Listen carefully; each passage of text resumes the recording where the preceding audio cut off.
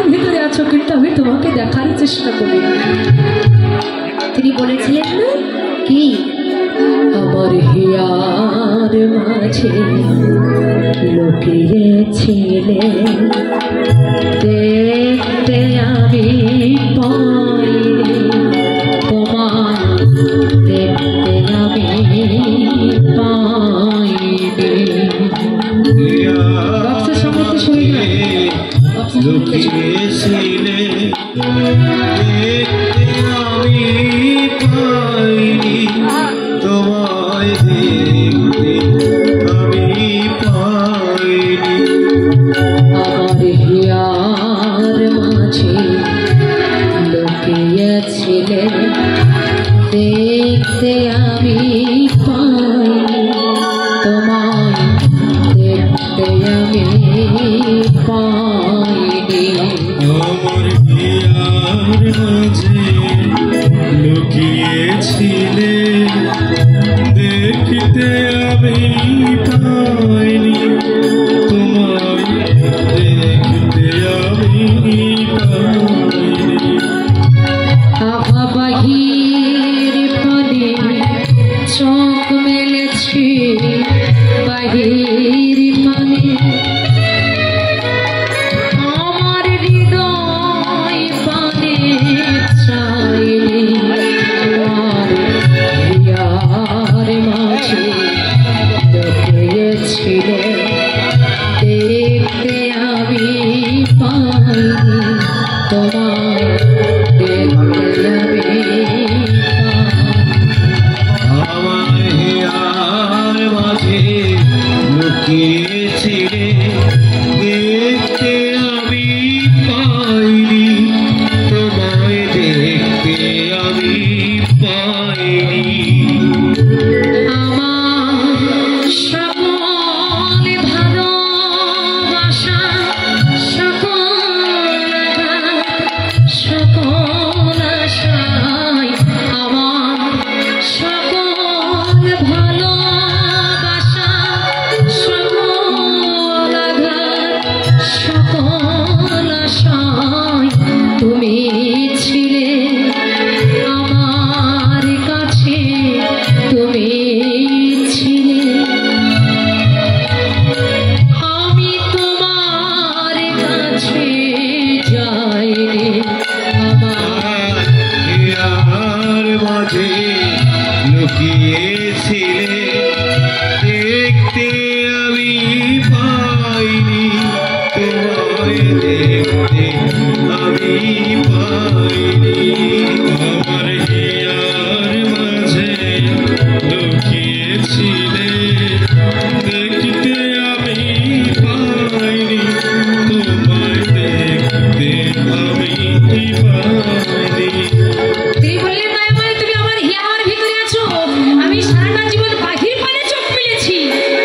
অর্থাৎ কামিনী কাঞ্চন বিষয় বাসনার মায়ার জলে আমার করতে গিয়ে তুমি যে আমার ভিতরে আছো, এই দেখার নয়নটা আমি কোনোদিন তৈরি করতে পারিনি। এবার শুধু তাই না, ত্রেতা যুগে বীর হনুমান যিনি পশুকুলে জন্ম নিলেন, আপনারা জানেন যিনি পশুকুলে জন্ম নিলেন, আজকে তিনি পশুকুলে জন্ম নিয়েও রামচন্দ্র যখন 14 বছর পর বনবাস থেকে যখন অযোধ্যায় ফিরে এসেছেন, রাজের সিংহাসনে যখন তিনি বসেছেন, হঠাৎ করে তার গলায় যখন মুক্তার মালা দিলেন, তখন রামচন্দ্র কি করেছিলেন, সেই মুক্তার মালাটা হনুমানের গলায় দিয়েছিলেন।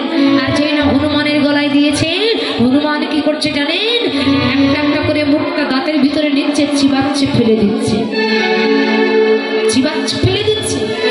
এই দৃশ্যটা দেখে লক্ষণের রাগ হয়ে গেছে। লক্ষণ চিৎকার করে বললেন, হনুমান, এই হনু, আমার দাদা এত ভালোবেসে তোমার গলায় মুক্তার মালা দিয়েছে, আর তুমি সেই মুক্তার মালা দাঁত দিয়ে চিবাচ্ছ ফেলে দিচ্ছ। এই জন্য কথাই বলে না, হনুমানের গলায় আবার মুক্তার মালা। এই দাঁত দিয়ে চিবায়ে চিবায়ে তুমি ফেলে দিচ্ছ কেন? হনুমান তখন লক্ষণকে ডেকে বলছে, লক্ষণ, আমি এই দাঁত দিয়ে চিবাচ্ছি ফেলে দিচ্ছি কেন জানো? আমি খুঁজে খুঁজে দেখছিলাম যে এর মধ্যে কি আমার প্রভু রাম আছে। আমি দেখছি এর মধ্যে শুধু ঐশ্বর্যের গন্ধ, কিন্তু কোনো মাধুর্যের গন্ধ নাই। আমি দেখছিলাম এর মধ্যে কি আমার প্রভু রাম আছে বলে। ভগবান নাই কোন জায়গায়? অনল অনিলে চির না ভুলিল বুধারু সলিল গহনে, আছো বিডুবিল হয়ে জলদের গায় শশী তারকায় তপনে। ভগবান নাই কোন জায়গায়? অনল অনিল পাহাড় পর্বত জঙ্গল বৃক্ষ গাছপালা সমস্ত সবই কিছুর ভিতরে তো ভগবান আছেন, তাহলে তিনি নাই কোন জায়গায়? মানে সব জায়গায় মধ্যে যদি ভগবান থাকে তাহলে এর মধ্যে আমার কেন ভগবান থাকবে না?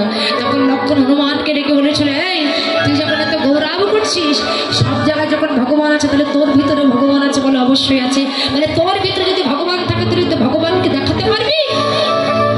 বলে কেন দেখাতে পারবো না? আমি যাকে আমার পরমারাধ্য, আমি যাকে আমার হৃদয় মাঝে আমি যাকে পূজা করেছি, আমি তাকে কেন দেখাতে পারবো? দেখুন যে পশুকুলে জন্ম নিল তার ভিতরে কত ভক্তি, আর আমরা মানুষকুলে জন্ম নিয়ে সেই ভক্তিটা আমাদের ভিতরে। বলে এই তাহলে তোর ভিতরে ভগবান আছে? বলে আছে, বলে তাহলে দেখাবো দেখি। আর যেই না বলেছে তখন হনুমান নয়নের জলে ভাসতে ভাসতে প্রভু রামচন্দ্রকে স্মরণ করে বলছে, প্রভু আমি জীবনে কখনো কোনোদিন আমি আমার সুখ চাইনি, আমি তোমার সুখে সুখী হয়েছি, তোমার দুঃখে দুঃখী হয়েছি। তুমি মোর স্ত্রী, তুমি মোর পুত্র, তুমি মোর কন্যা, তুমি মোর স্বামী, তুমি আমার সমস্ত সবই কিছু প্রভু।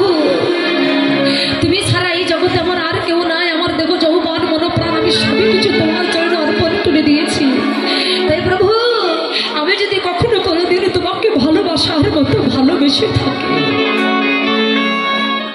তোমার নামে যদি দুই ফোঁটা নয়ন অশ্রু আমি তোমার চরণে নিবেদন করতে পারি, আমি যে জায়গায় রেখে তোমাকে পূজা করেছি আমি যেন তোমাকে দেখাতে পারি প্রভু।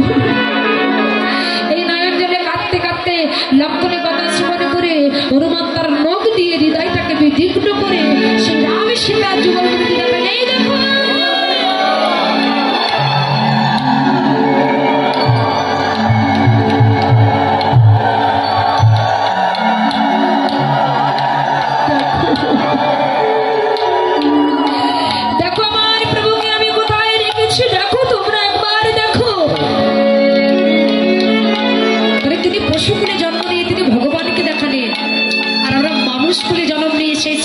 সেই ভক্তি আমাদের ভিতরে নাই কেন?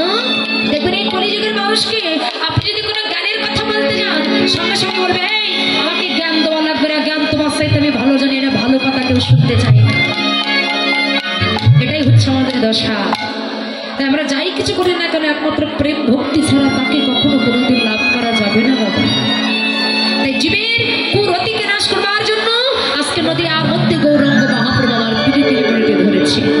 রাধা ভাবে বিভাবিত হয়ে নদী আর পদ দিয়ে আমার গৌরাঙ্গ মহাপ্রভু যাচ্ছে।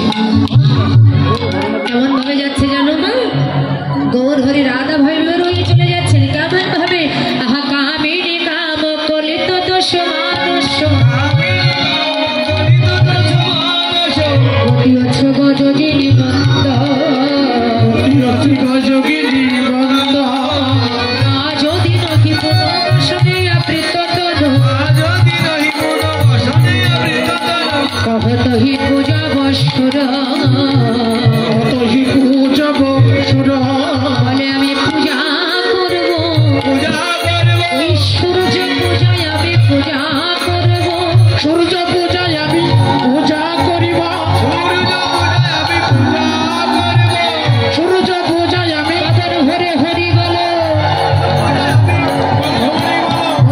হরি বল পূজা করিব, পূজা করিব।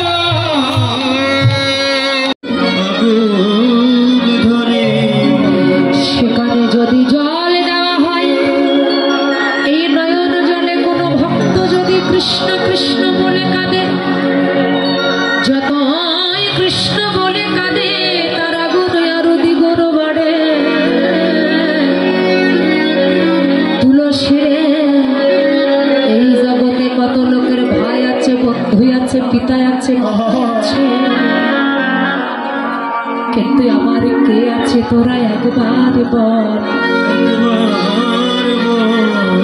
আমার যে গোবিন্দ ছাড়া জগতে আর কেহ নয়। রাধারানী জগৎকে জানিয়ে দিলেন, জগৎ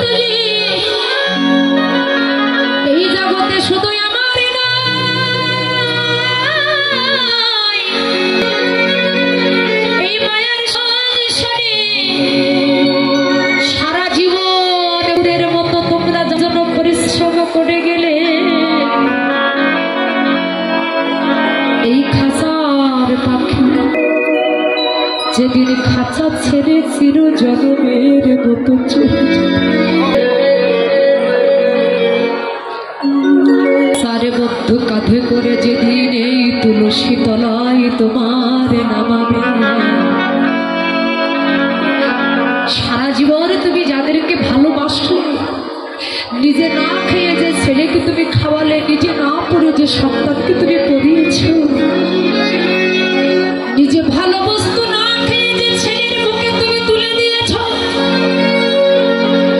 যেদিন আমার কৃষ্ণ বলা পাখি হরি বলা পাখি এই খাঁচা ছেড়ে চিরজনমের মতো বিদায় নেবে সেদিন তোমার ছেলে মেয়ে তোমার কাছে কেউ যাবে না বাঁশি মরা বলে তোমার গায়ে কেউ ছুড়ে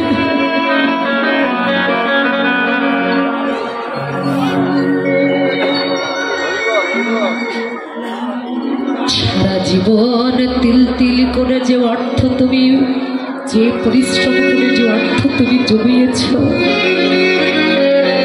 ওরা সেইগুলো নিয়ে মাতামাতি করবে দুদিন পরে তোমার কথা ভুলে যাবে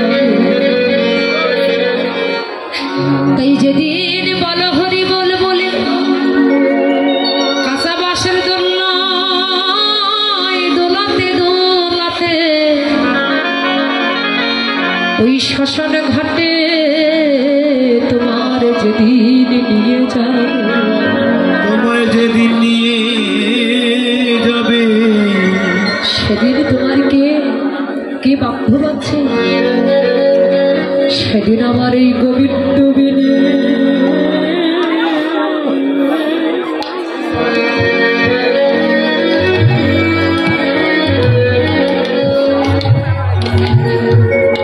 এই গোবিন্দ বিনে